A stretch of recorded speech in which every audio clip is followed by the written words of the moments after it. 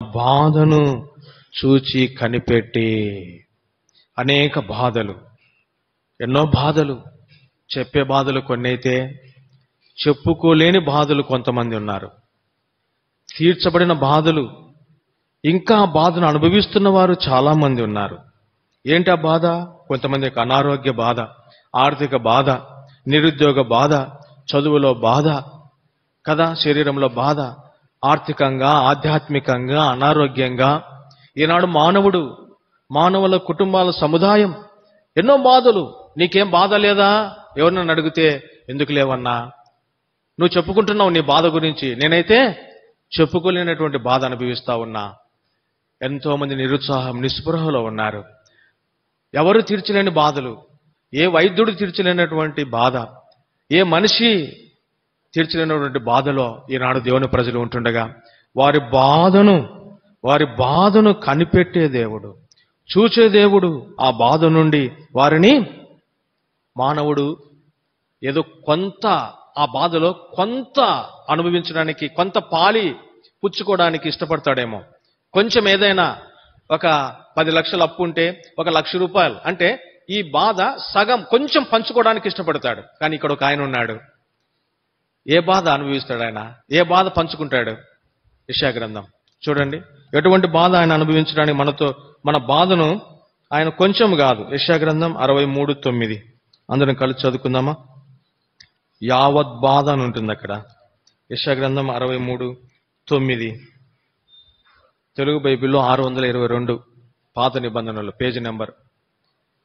వారి యావత్ బాధలు ఆయన బాధనందెను, ఆయన సన్నిధి దూత వారిని రక్షించను, ప్రేమ చేత తాళమి చేత వారిని విమోచించెను.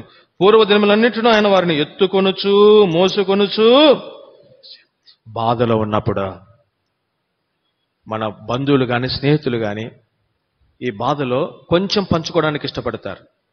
కానీ ఇక్కడ ఒక ఆయన ఉన్నాడు, నిన్ను సృష్టించినవాడు, నిన్ను రక్షించినవాడు, నీకు భద్రత ఇచ్చి కాపాడుతున్నవాడు.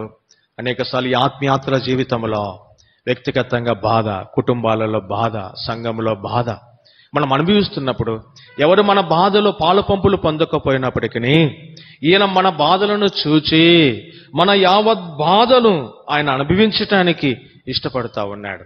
మనల్ని ఎత్తుకొని మోసుకొని పోవడానికి. మన బాధలలో మనం ఉన్నప్పుడు కుమిలిపోతాం, అక్కడే ఒంటరిగా మనము దిగులుతో కూర్చొని ఉంటాం.